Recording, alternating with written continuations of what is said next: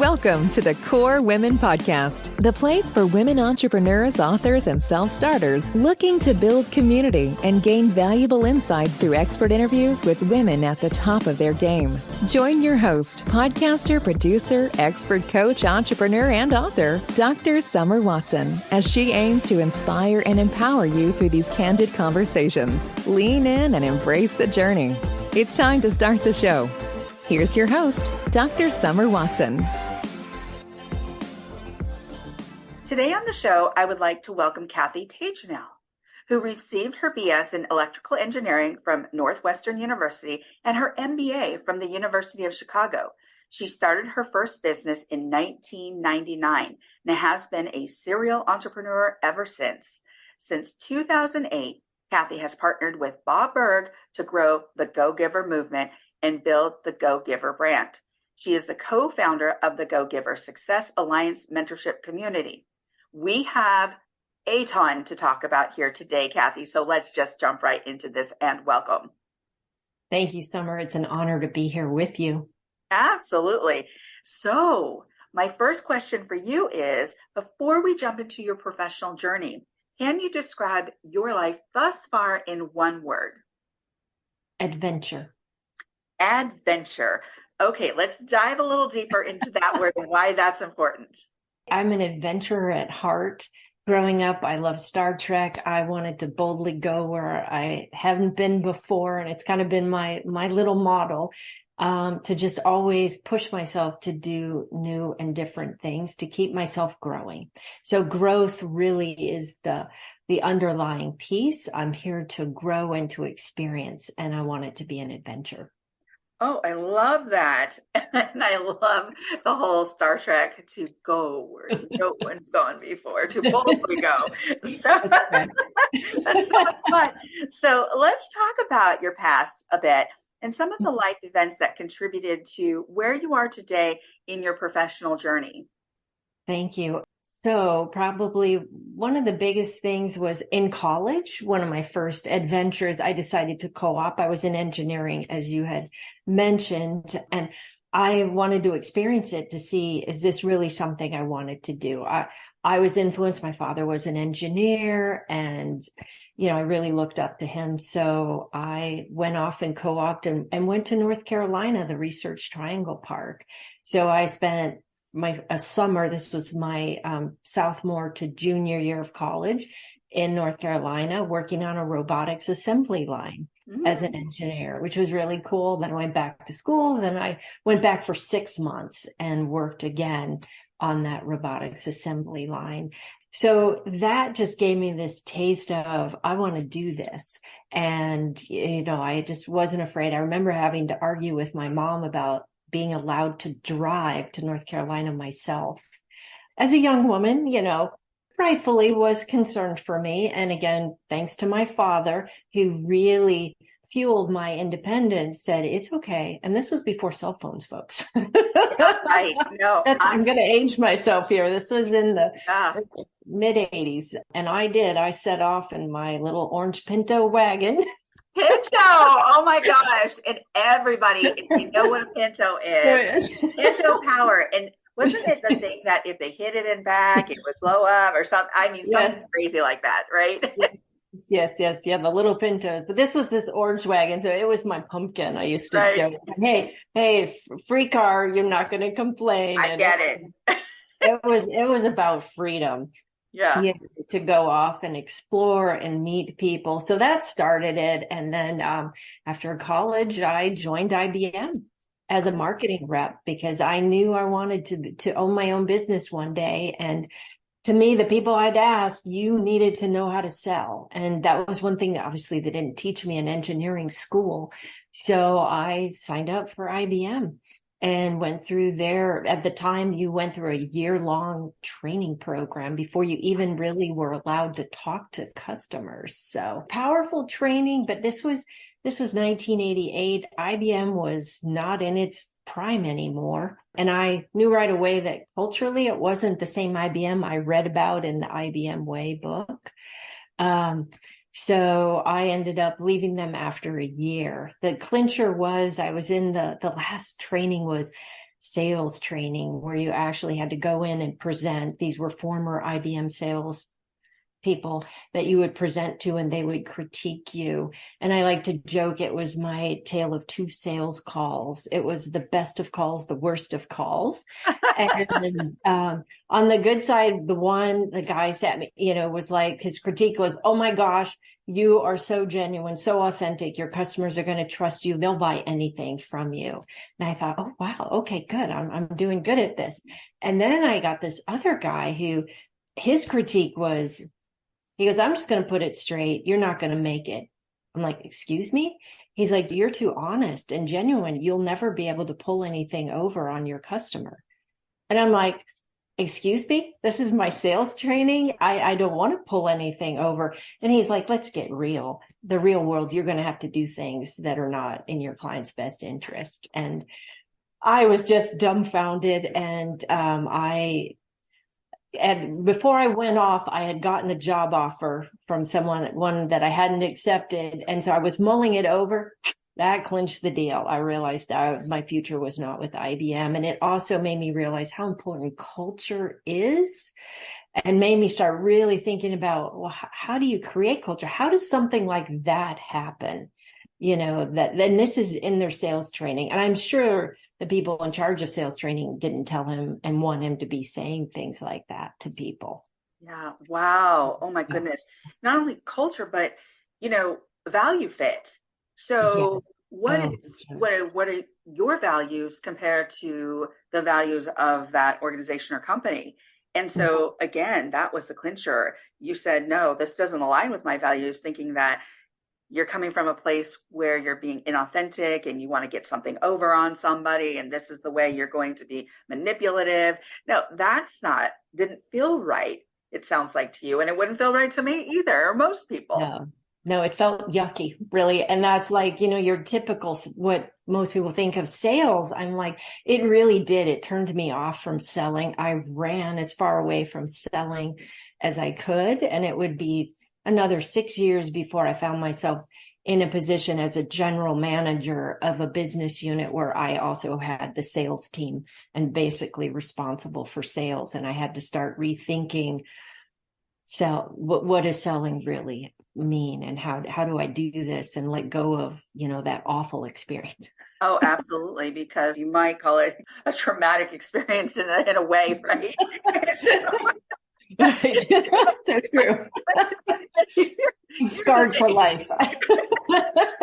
At least you took that 6-year hiatus of sorts, sales, and then you were like, okay, I'm getting back onto this, but I'm going to do this my way, in a way that actually fits my personality, your values, your culture, and so forth and so on. Because there is a difference between being kind and trusting, and then also being able to shift to that sales, doing your ask. And what is the ask? What does that look like? How does that feel? And you're not coming in like somebody bulldozing somebody, but you're also making the ask and saying, hey, is this something that would align with you? Is this something of interest? And so I'm sure you found your process. And this is what's so interesting, is that I love when I talk to people, they talk about their process. They talk about how they sell or how they've created their business, what's their daily routine or habits. And so that's getting me into kind of my next question. Mm-hmm.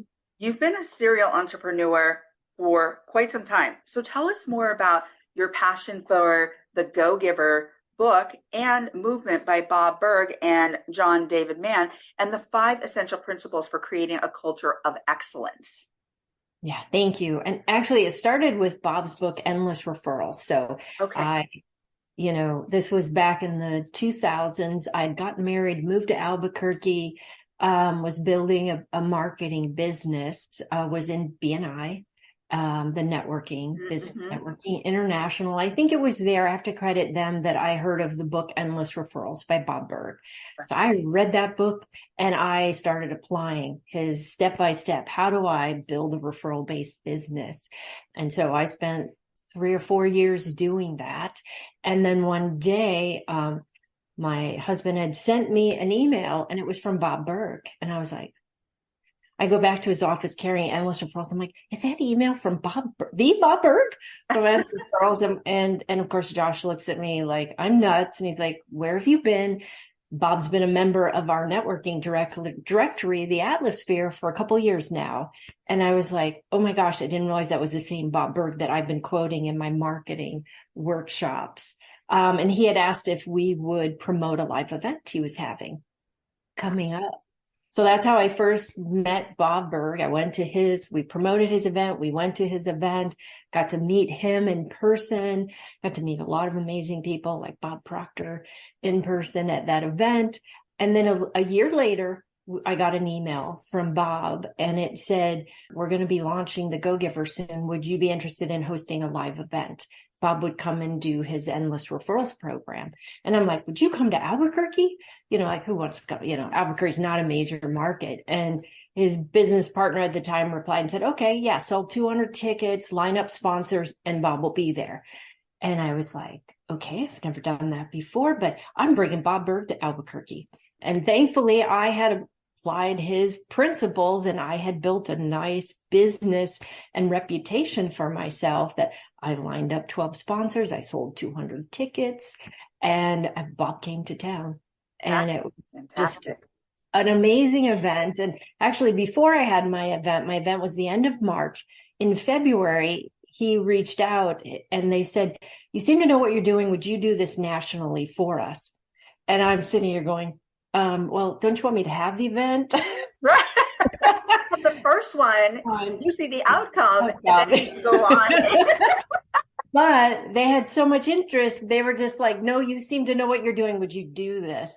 And I just was like, sure. So talk about adventure. I'm, inside going, okay, I've never done this, but hey, it was the funnest thing I had done because I felt like I was applying everything I knew. I was out there promoting this event. It wasn't promoting myself, but yet me and my business were indirectly getting promoted. So it was just a fabulous experience. And that started my work with Bob in building this, brand in the movement. Yeah. And my work with him just grew till we became business partners. And, it really, his work and the 5 laws of stratospheric success, how they then applied it. There's a second book, the green book called Go Giver Sell More, really helped me let go of all the hangups I had about sales. Thanks to IBM. Yeah. And really, we need to do a little work on that. Just kidding. Yeah. Obviously, you did. And so you've grown this movement with Bob, and it's been wonderful. Tell us a little bit more about that, how you've grown this, what it looks like today. Well, it has just been my honor and pleasure to work with Bob. He is the true ultimate go-giver. The man walks his talk. It's just been phenomenal. So we've done 50 of those public events together. The bulk we did in the first couple of years. So that really helped drive the sales. And we've never stopped. We've seen it as a marathon when a book comes out. And he is the Energizer Bunny. He still does interviews almost every day, talking about the Go-Giver or, one of the 4 books. The last book, The Go-Giver Influencer, is the one that's closest to his heart because he really feels he's here to help people develop genuine influence. So together we've tried all kinds of things. Some things have worked great, some things not so great. You live and learn, right? Right. But it has been an adventure. We've traveled to China. He's a professional paid speaker. So I get to go on the fun ones. Right. The adventure. The adventure one. Yes, the full adventure. I love it. Right. You have evolved. Your story has evolved. It's gone in different directions. You have done a lot of adventure. You are amazing. And I really, I can feel the connection. I can feel how you would connect with community. You've got such a gracious and easy way about you that is so wonderful. And when you see that genuine personality just come out, people gravitate towards that. So I can see where they would just snatch you up and say, yes, come work for us. We don't care. We know you can do the job. And see, this is what's beautiful, Kathy, too, about your story. you started somewhere in the engineering field and you got your MBA and you went in different directions, but you brought all those skills and strengths forward Mhm. and applied it to different things that you were doing and what you're doing today. And you are thriving. So thank you for telling me this story. Thank you for sharing that story on the Core Women podcast. So one of my favorite subjects is in fact relationship building and how to develop those relationships, right? Can you tell us why a genuine culture of excellence arises from the quality of the relationships within an organization? Because the culture, where the rubber meets the road is really the day-to-day interactions we have with the people within our business, our customers, our clients, and our community. And that culture is created either unconsciously or consciously. It's sort of like, this was in Louis Gerstner's book, Who Says Elephants Can't Learn to Dance. It was about his experience of turning around IBM. And in there, he talks about it's the unwritten rules that create the culture. So you need to get to a point that they're not unwritten anymore. And that's where the 5 laws of stratospheric success that Bob and John, codified in their wonderful parable, The Go-Giver, really, brings it to life. When you, and I'll do the shorthand first. It's just easier to remember. I call this the Go-Giver way. It's create value, touch lives, build relationships, be real, and stay open. So that is when those are the foundation and framework on which all of you are operating. It's the how. It's not why. The why are your values. What is your true vision and mission that the business is on? And what are those non-negotiable values? You talked about values earlier. And as a company, you have to agree on them. You've got to hire for those values, right? Yeah. But then we need okay, how do we put this into action? And just putting, missions on and visions on the wall aren't going to do it. It's how are you day in and day out?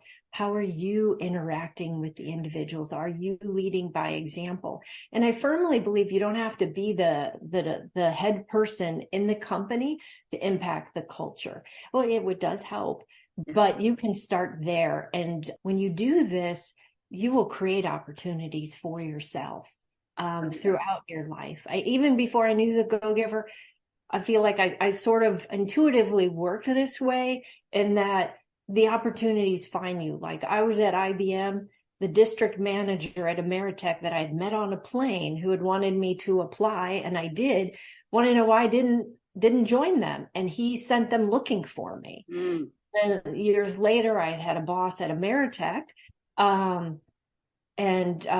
we went separate ways. And a few years later, she comes and finds me to become the general manager of a 7-state business unit. So really what you do, the reputation that you build, it stays with you. And when you focus on giving value and doing your very best, amazing adventures come your way. Oh, I completely align. When I listened to the book in an Audible, and I thought, I completely align with this. This is exactly how I'm doing my business. This is the groundwork where I started my business, because I've always believed, and I started early on in the nonprofit arena. And so there I learned how to bring community together in an authentic way and look at various processes, and knowing that if I didn't bring community to the table, they weren't invested. And so, and being authentic and really being able to understand what their foundation was, what my foundation was, what my values are, all these different things. So when I listened to The Go-Giver, I love the way it was approached, because it used that parable as the example, right? So it was really easy to listen to. It was easy to pick up on the principles. I just really enjoyed it. So thank you, because I love the gift. You're welcome. It was a gift. Yes, and you truly are a go-giver. I can tell. We've only known each other for a couple of weeks now, but you do live and embody those principles. Thank you so much. I really appreciate that. And my last question, because we've covered so much, I'm going to ask you one last question. As we come to the close of the interview, my last question is, if you were to leave the listeners with a professional tip to support their journey, what would it be?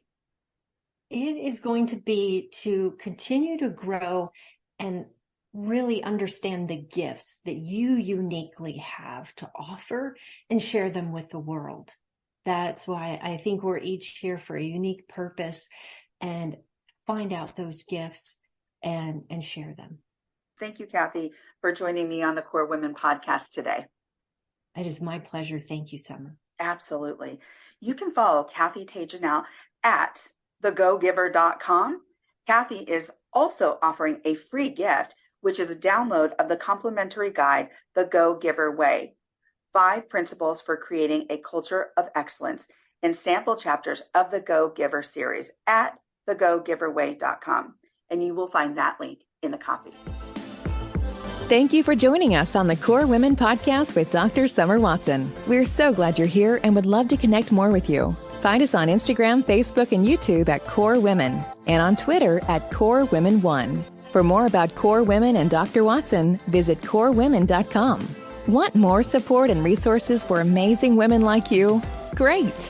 Join Dr. Watson and Jen Fontanilla at the Life, Love, and Money Collective, a Core Women production that aids in understanding the key traits that might be getting in the way of living a life that you are absolutely passionate about. Connect with Summer and Jen and find out more at thelifeloveandmoney.com.